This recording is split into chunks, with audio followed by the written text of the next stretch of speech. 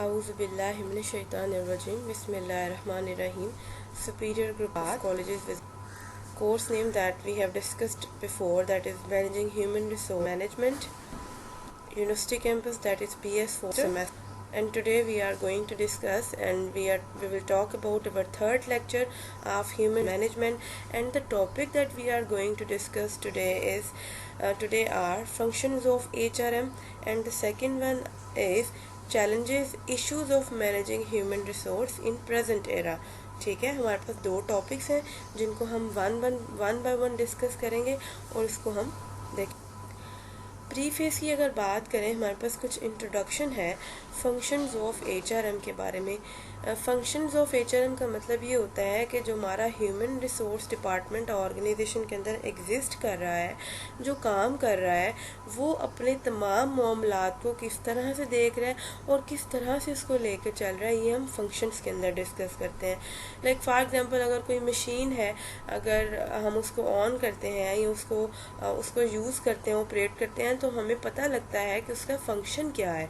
इसी तरह जब अगर हम ऑर्गेनाइजेशंस की बात कर रहे होते हैं तो उसके अंदर जो मैनेजमेंट होती है, जो एम्प्लॉयज़ होते हैं, जो ऑर्गेनाइजेशंस होती है, उसके कुछ फंक्शंस होते हैं जिसको परफॉर्म किया जाता है। ठीक है, हम लोग इसको बड़ा डिटेल के साथ डिस्कस कर चुके हैं पहले भी कि एचआरएम मैनेजमेंट क्या होता है, उसके अलावा इसके अंदर जो एचआर मैनेजर है वो क्या काम करता है। फिर हमने इसके इन्वायरमेंट को डिस्कस किया। इन्वायरमेंट के अंदर हमने दो इसके फैक्टर्स पढ़े। The first one was internal forces and the second was external forces. आज हम जो डिस्कस करेंगे है functions of HRM. Basic functions that all managers perform: planning, organising, staffing, leading and controlling. मतलब अगर हम बेसिक फंक्शन बात करें, यानी ऐसा बुनियादी काम जो एचआर के तमाम मैनेजर्स परफॉर्म करते हैं, उनमें सबसे पहली चीज़ है प्लानिंग करना। Without starting any business, without doing any function और विदाउट डूइंग एनी वर्क, हम प्लानिंग करते हैं। अगर हम प्लानिंग नहीं करते तो हमारे पास कोई भी स्केचिंग या हमारे पास कोई भी एक आइडिया क्रिएट नहीं हो पाता। इसलिए जो पहला बुनियादी मकसद है दैट इज़ प्लानिंग। प्लानिंग के बाद है ऑर्गेनाइजिंग। हमने प्लानिंग कर ली। ऑर्गेनाइजिंग का मतलब ये है चीज़ों को अरेंज करना, रिसोर्सेज गैदर करना और उनको तरतीब में लेके आना। स्टाफिंग यानी लोगों को हायर करना। हायर करने के बाद उनकी सिलेक्शन करना और उनके इंटरव्यूज़ करना। Leading and controlling. लीडिंग का मतलब ये होता है कि now we have to direct people, now we have to give directions to the people so they can follow the rules and regulations and perform their duties. And controlling, और जब वो काम कर रहे होते हैं तो उनके तमाम फंक्शंस को कंट्रोल करना। HR manager involves the policies and practices needed to carry out the staffing or people function of management. HR manager क्या करता है, लोगों से काम करवाने के लिए, जब वो लोगों को हायर करता है काम के फंक्शंस को परफॉर्म करने के लिए, तो कुछ पॉलिसीज़ होती हैं जो वो पॉलिसीज़ को ये कह लेंगे डायरेक्टली इम्प्लाई करते हैं। जब वो काम कर रहे होते हैं तो हम क्या करते हैं, एचआर मैनेजर कुछ पॉलिसीज़ को ऑर्गेनाइजेशन के अंदर डेवलप करता है, फिर उनको लेकर चला जाता है और लोग उसके ऊपर काम करते हैं। HR department regardless of organisation size must perform following resource management functions. HR department की अगर हम बात करें और इसके अंदर अगर हम मेन सिनेरियो की बात करते हैं तो ऑर्गेनाइजेशन का साइज़ कितना ही बड़ा क्यों ना हो या साइज़ के अंदर कितनी वेरिएशन क्यों ना हो, हमने कुछ ना कुछ फंक्शन ज़रूर परफॉर्म करने होते हैं। उन फंक्शंस के अंदर सबसे अहम और ये कह लें कि जो बेसिक फंक्शन है एचआरएम का, उसको हम कहते हैं रिक्रूटमेंट फंक्शन। ठीक है, नंबर 1 के ऊपर है। A great deal of attention and resources required to attract, hire and retain an experienced, committed and well-motivated force. किसी भी ऑर्गेनाइजेशन के लिए उसके फंक्शन परफॉर्म करने के लिए हमें कुछ पर्सन्स की, कुछ एम्प्लॉयज़ की ज़रूरत होती है। अब हमने ऑर्गेनाइजेशन के अंदर कुछ एम्प्लॉयज़ को रखना है। रखने का मकसद ये होता है कि हमने उनकी रिक्रूटमेंट करनी है, उनकी सिलेक्शन करनी है ताकि वो ऑर्गेनाइजेशन का पार्ट बन सके। अब इसके लिए सबसे पहले जो फंक्शन है वो है रिक्रूटमेंट। रिक्रूटमेंट का मतलब ये होता है कि आपने एक ऐसा ऐड देना है जिसके अंदर लोग आपकी जो है नीड्स को देखें, उसके मुताबिक उसके अंदर जो है अपने लिए सूटेबल क्राइटेरिया देखें। अगर उनको लगता है that they will fit in the organisation, that they are fit for the job, तो वो उसके लिए क्या करते हैं, अट्रैक्ट होते हैं, उसके लिए सीवीज ड्रॉप करते हैं और कमिटेड होते हैं करने के लिए, यानी अपना एक्सपीरियंस उनको दिखाते हैं, ठीक, जिस वजह से वो एक ऑर्गेनाइजेशन का पार्ट बन जाते हैं। This is perhaps one of the most basic HR function. कहते हैं इसीलिए ये एचआर का सबसे बुनियादी फंक्शन कौन सा है, recruitment. There are several elements to this such as developing a job description, advertising the job postings, screening applicants, conducting interviews, making offers and negotiating salaries and benefits. आपके काम के हवाले से, आपके फंक्शन के हवाले से डिफरेंट एलिमेंट्स आपका पार्ट। सबसे पहले यहाँ पे बात हो रही है जॉब डिस्क्रिप्शन की। जॉब डिस्क्रिप्शन का मतलब ये होता है काम को बताना, काम के रिगार्डिंग जितनी ड्यूटीज़ हैं उनको एक्सप्लेन करना, ठीक है। आपके जनरल टास्क क्या होंगे, आपकी रिस्पॉन्सिबिलिटीज़ क्या होंगी जो आपको लेके, ये सारा किसके अंदर आता है, जॉब डिस्क्रिप्शन के अंदर। आई थिंक जो जॉब पोस्टिंग्स हम क्या करते हैं कि अगर हमें चाहिए कुछ एक्सपीरियंस्ड लोग, तो हम क्या करते हैं, एडवर्टीजमेंट करते हैं, थ्रू ब्रोशर्स करते हैं, पम्फलेट्स करते हैं, उनके पोस्टर्स छपवाते हैं। स्क्रीनिंग एप्लीकेंट्स, जो हमारे पास एप्लीकेंट्स आ जाते हैं हम उनको शॉर्ट लिस्ट कर देते हैं। इंटरव्यू जो शॉर्ट लोग हम कर देते हैं, एम्प्लॉयज़ कर देते हैं, उनके हम इंटरव्यूज़ कंडक्ट करते हैं। मेकिंग ऑफर्स, हम उनको कुछ ऑफर्स देते हैं, offers up to some extent हम उनको सैलरीज उनकी डिस्कस करते हैं, and negotiating salaries and benefit.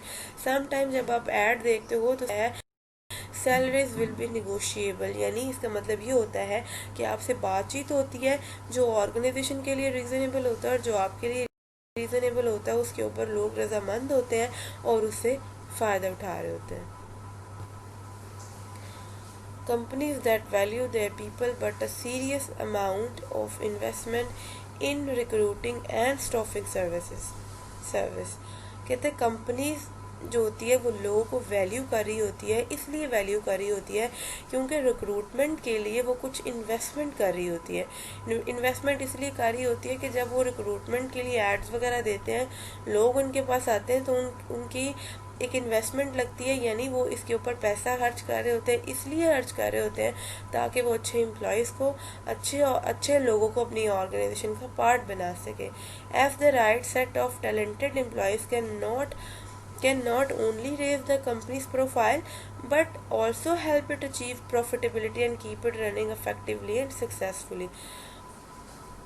Organisation का मकसद सिर्फ इतना ही नहीं होता कि वो एम्प्लॉयज़ को ऑर्गेनाइजेशन के अंदर लेकर आए। अब ऑर्गेनाइजेशन के अंदर जब एम्प्लॉयज़ आ जाते हैं तो वो सिर्फ कंपनी की प्रोफाइल होती है, यानी जो कंपनी की गुडविल होती है, सिर्फ उसको ही बढ़ाते नहीं हैं बल्कि कंपनी का प्रॉफिट बढ़ाने में मदद करते हैं। देखें, जितने ज़्यादा कंपनी की प्रोफाइल अच्छी होगी, कंपनी का इमेज अच्छा होगा, वो मार्केट के अंदर सक्सेसफुल होगी, हमारी कंट्री के अंदर सर्वाइव करेगी, लोगों के अंदर सर्वाइव करेगी, जिससे जो हमारी प्रॉफिटेबिलिटी, हमारा जो फ़ायदा है वो डे बाय डे इंक्रीज़ करेगा और हमारी कंपनी अफेक्टिवली जो है वो सक्सेसफुल होगी हमारे मुल्क के अंदर और जहाँ जहाँ अपनी कंपनी को रिप्रेजेंट कर रहे हैं। The second point we have training and development. Training and development का मतलब ये होता है कि आपकी ऑर्गेनाइजेशन के अंदर जो लोग आ जाते हैं आफ्टर रिक्रूटमेंट प्रोसेस, हमने रिक्रूटमेंट को डिस्कस किया है। रिक्रूटमेंट का मतलब ये होता है कि आपकी ऑर्गेनाइजेशन के अंदर कुछ एम्प्लॉयज़ की ज़रूरत है, आप उनके लिए ऐड देते हो अपनी जॉब के मुताबिक, आपको इतना एक्सपीरियंस चाहिए, आपको इतनी स्किल्स चाहिए, आपको इतने नॉलेज वाला पर्सन चाहिए।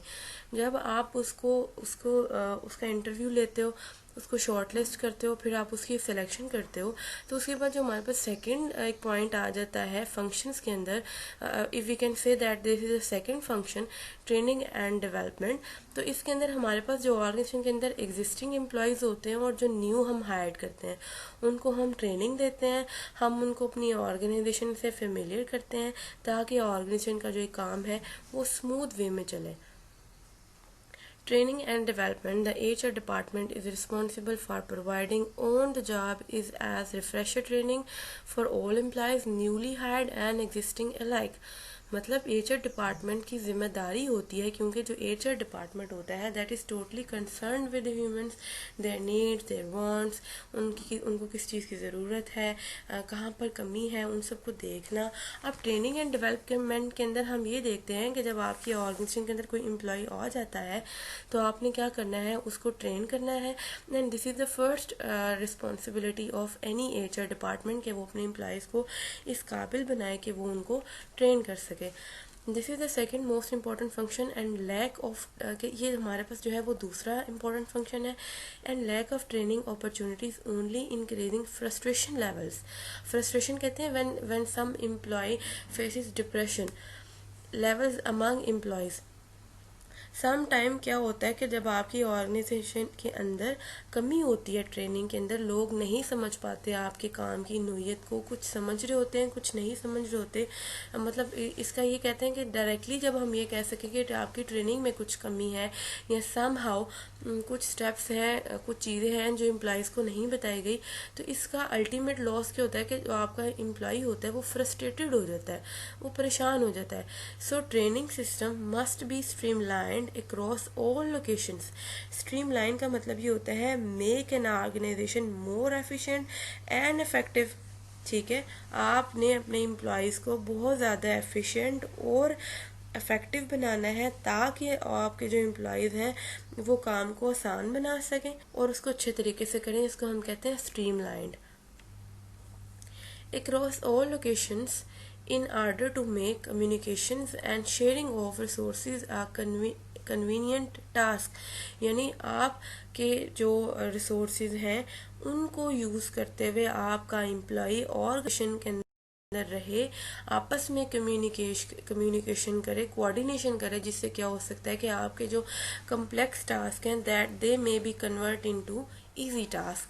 तो ट्रेनिंग और डेवलपमेंट से क्या होता है कि आपकी जो ऑर्गेनाइजेशन का एम्प्लॉय होता है वो ट्रेन होने के बाद एक डेवलप लेवल पर आ जाता है, यानी वो लोगों को समझता है और वो प्रोफेशनली हाईली क्वालिफाइड लोगों के अंदर शामिल।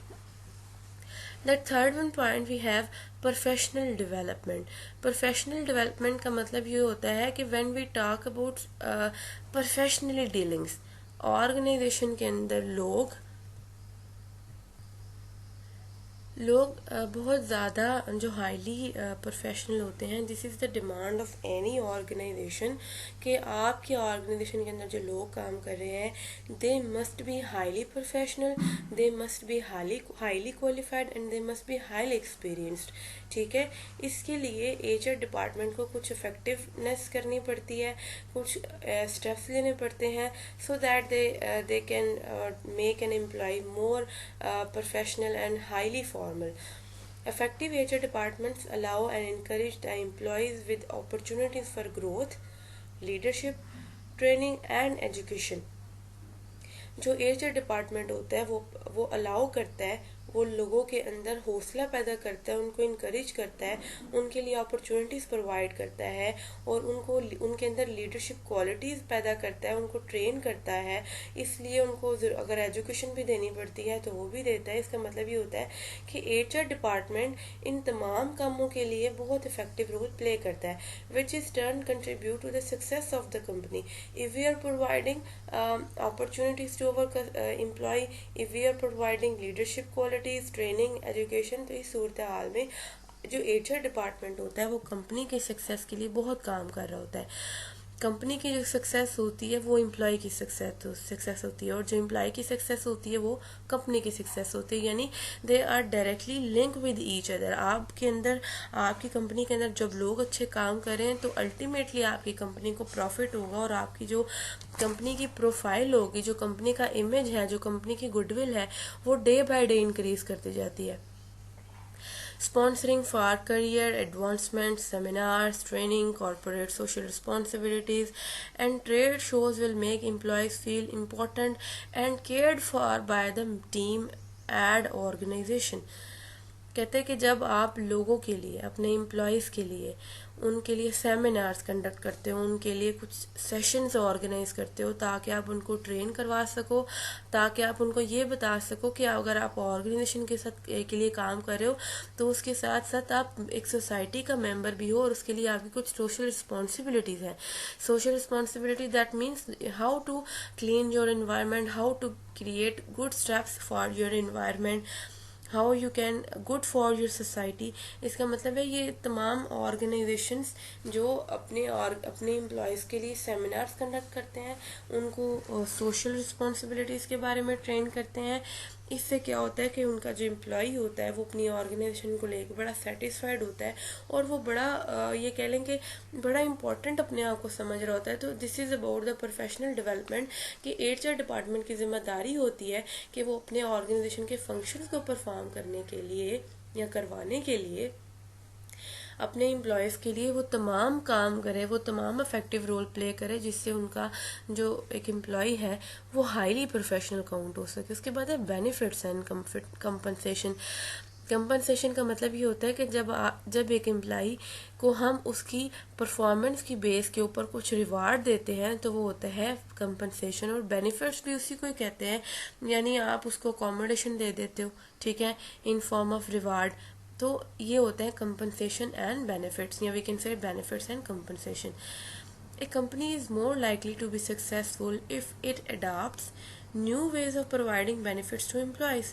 कहते हैं कि एक कंपनी बहुत ज़्यादा सक्सेसफुल होती है जब वो नए से नए चीज़ों को इख्तियार करती है। क्यों इख्तियार करती है? कि वो अपने एम्प्लॉयज़ को बेनिफिट्स दे दे। जितने ज़्यादा हम अपने एम्प्लॉयज़ को बेनिफिट्स देंगे एक रीज़नेबल वे में, वो उतने ज़्यादा मोटिवेट होंगे और वो अच्छा काम करेंगे। Basically benefits and compensation is equal to motivation.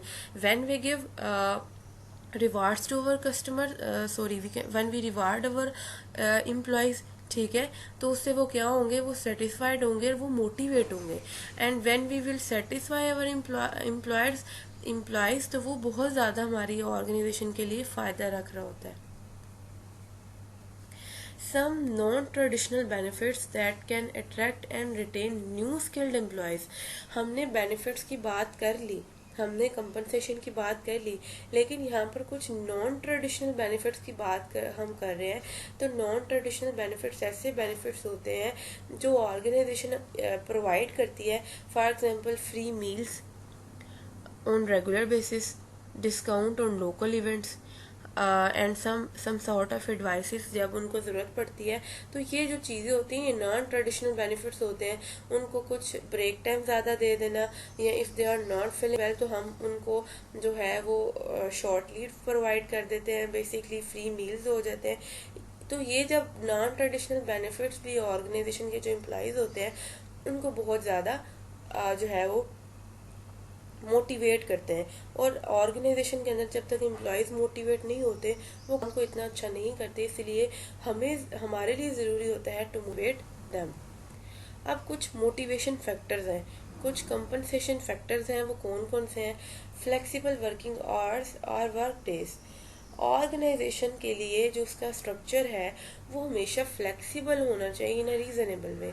जितना ऑर्गेनाइजेशन फ्लेक्सिबल रहेगी उतना एम्प्लॉयज़ उसके अंदर आज़ादाना होकर और आज़ादी के साथ और मुतमईन होकर काम करेंगे।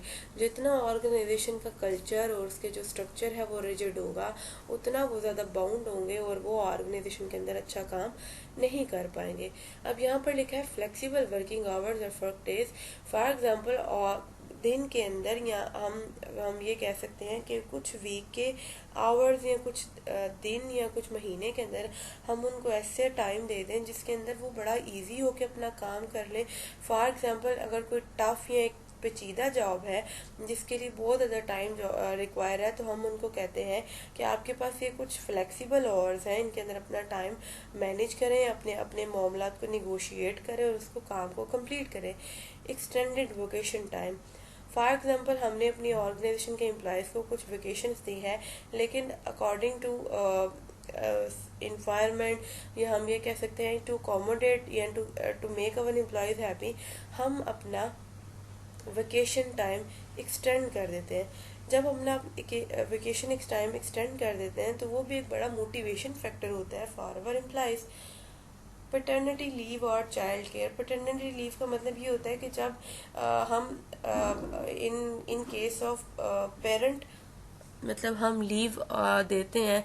फॉर एग्जांपल, किसी बच्चे की पैदाइश हो जाती है तो उसके लिए जो हम छुट्टियां देते हैं या बच्चों की देखभाल के लिए देते हैं, तो वो भी एक मोटिवेशन फैक्टर है।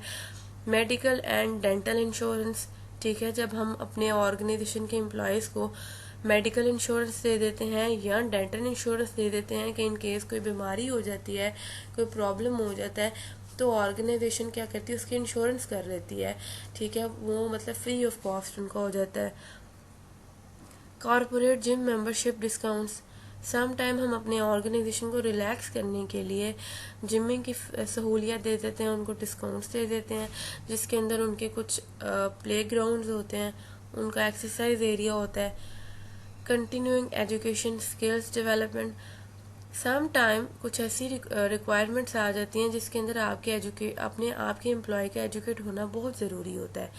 आप उसके लिए एजुकेशन कंटिन्यू रखते हो, इस सेंस में कि आप उसको पार्ट टाइम, या आप ये कह सकते हो कि आप उसको पढ़ाने के लिए कुछ इंस्टीट्यूशंस का अरेंज कर देते हो, या उसकी स्किल्स को डेवलप करने के लिए उसके कुछ रूल्स एंड रेगुलेशंस क्रिएट हो जाते हैं, जिसकी वजह से वो आसानी से अपनी तालीम को जारी रख सकता है। Award and recognition programmes, organisation के अंदर कुछ फेयरवेल ऑर्गेनाइज किए जाते हैं, कुछ मीटिंग्स होती हैं, कुछ पार्टीज़ होती हैं, जिसके अंदर हम क्या करते हैं, लोगों को उनकी परफॉर्मेंस की बेस के ऊपर जज करते हुए, उनके काम को देखते हुए कुछ अवार्ड्स दिए जाते हैं ताकि उनकी शख्सियत को देखा जा सके और उनको सराहा जाए।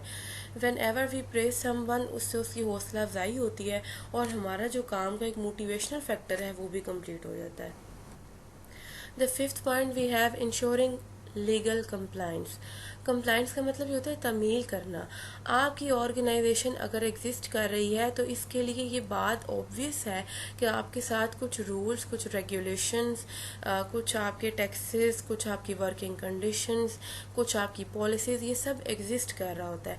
अब एचआर डिपार्टमेंट की जिम्मेदारी होती है कि उन तमाम रूल्स एंड रेगुलेशंस को इंश्योर किया जाए कि क्या ऑर्गेनाइजेशन के अंदर उनको कंप्लीट किया जा रहा है। इनको कंप्लाइंस को मतलब इन तमाम रूल्स एंड रेगुलेशंस को पूरा करवाना ये एचआर की जिम्मेदारी होती है ताकि वो अपना रिकॉर्ड मेंटेन कर सके for any inquiry and for any sort of problem.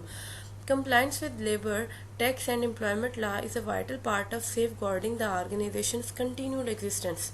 ठीक है, ये वही बात होगी कि आपकी ऑर्गेनाइजेशन के अंदर कुछ लेबर रूल्स होते हैं, आपके कुछ टैक्सेस होते हैं, वो बड़ा इंपॉर्टेंट रोल प्ले कर रहे होते हैं किसी भी ऑर्गेनाइजेशन को महफूज बनाने के लिए, ताकि जिसके अंदर लोग काम कर रहे हैं और जो ऑर्गेनाइजेशन है उसकी यकीन दहानी करवाई जा सके और लोग भी इसलिए उसके अंदर महफूज रह के काम कर सकें कि ये लीगल है और ये अपनी तमाम टर्म्स एंड कंडीशंस को फुलफिल कर रहा है।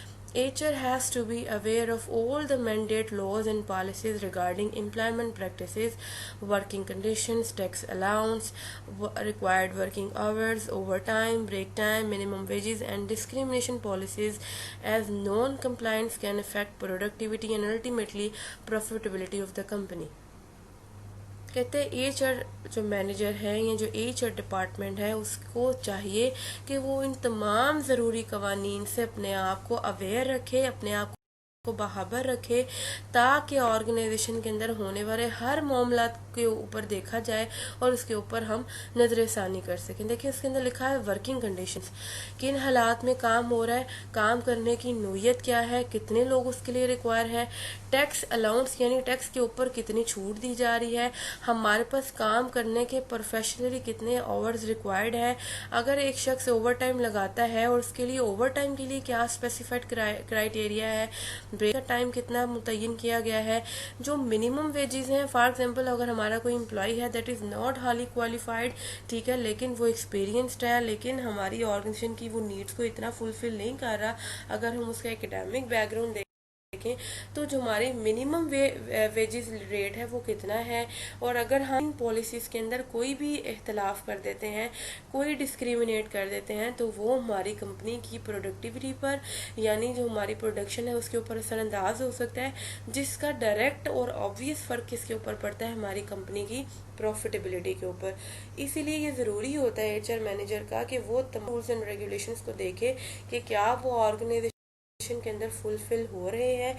ये हमारे फंक्शन से 5 फंक्शन से इम्पोर्टेंट फंक्शन से जिसको हमने डिस्कस किया है कि एचआर डिपार्टमेंट के अंदर काम को किस तरह से परफॉर्म किया जा सकता है, फिर हमने उसको बड़ा ब्रीफली डिस्कस किया। जो हमारा सेकंड पॉइंट था, जो हमारा सेकंड टॉपिक था, वो था चैलेंजेस इश्यूज इन एचआरएम के क्या क्या इश्यूज आ सकते हैं जिनको हमने बहाल करना है, या हम इनको चैलेंजेस भी कह सकते हैं कि किस तरह से हमने चैलेंजेस को मीट करते हुए अपनी ऑर्गेनाइजेशन को एक उसके विजन के करीब लेके जाना है। Following are the main issues that are forced by managers to manage the workforce of today's organization for achievements of objectives। ये वो तमाम इश्यूज हैं जिनको मैनेजर इशू करता है, फेस कर रहा होता है, ताकि हम अपने ऑर्गेनाइजेशन को डे टू डे जो है वो अपडेट रख सके और अपने ऑब्जेक्टिव्स को मीट कर सके। To attract people, the first challenge, the first issue that the organization and the HR department faced, that is to attract people. People will be interested to join any organization if it is providing them quality working environment, attractive benefit and opportunities to excel in future।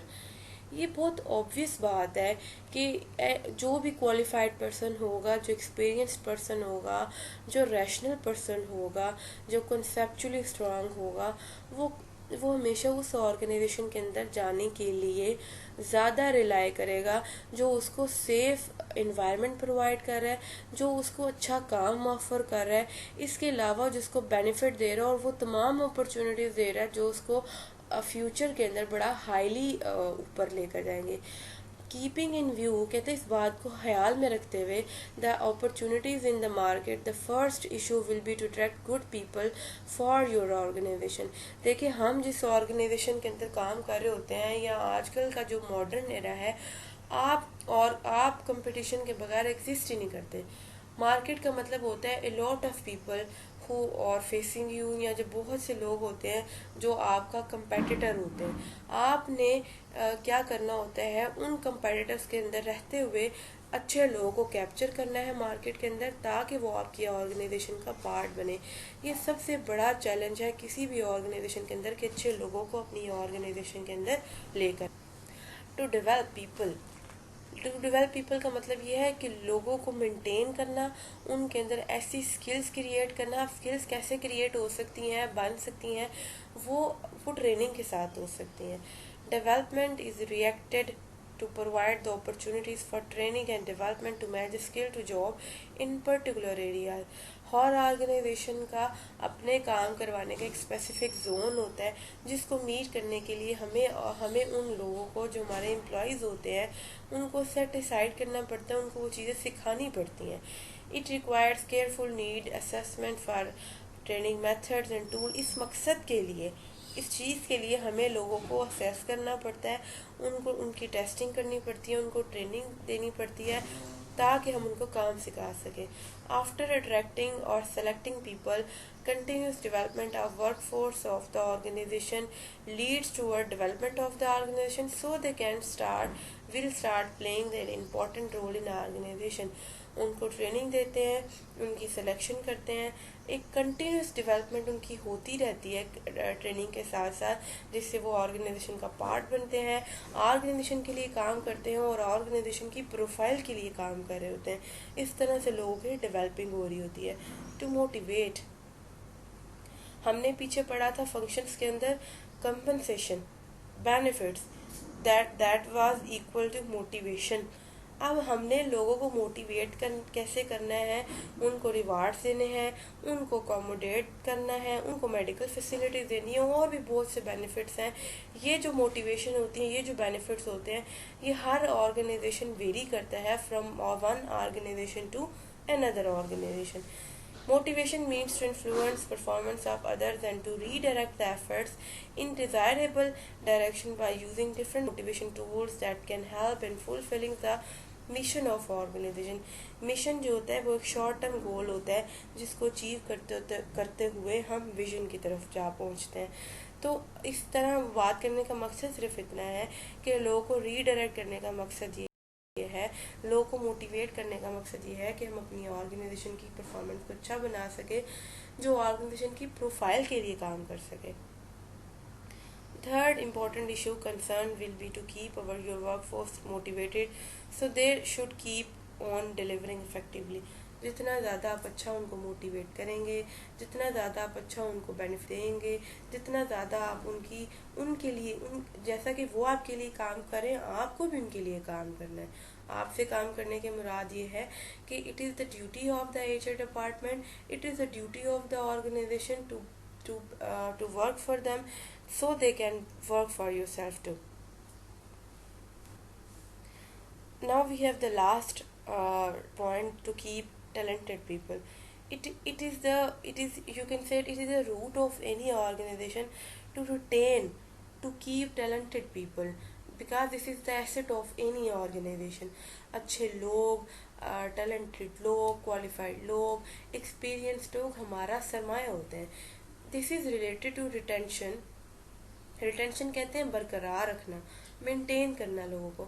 आप workforce का मतलब ये है कि लोगों को organisation के अंदर मेंटेन करना, and to take steps that can prevent undesirable detachments of talented and motivated workers from the organisation. अपनी ऑर्गेनाइजेशन के अंदर एक स्टेबिलिटी और के मेंटेन करना, ऐसा कोई स्टेप, ऐसी कोई बात ना की जाए जिससे आपकी ऑर्गेनाइजेशन का माहौल इफेक्ट हो और आपके जो लोग हैं वो आपसे छूट जाए। तो सबसे इम्पोर्टेंट बात ये होती है, सबसे बड़ा और अहम चैलेंज भी ये है कि आपके जो एम्प्लॉयज़ हैं, जो आपके अच्छे और एम्प्लॉयज़ जिनकी मैंने क्वालिटीज़ आपको गिनवाई हैं, to retain them, to keep them. So this was all about today's HR functions, and we have discussed the HR challenges, and we can say the issues. Thank you so much. I would really thank to Superior Group of Colleges, Wazirabad. Allah Hafiz.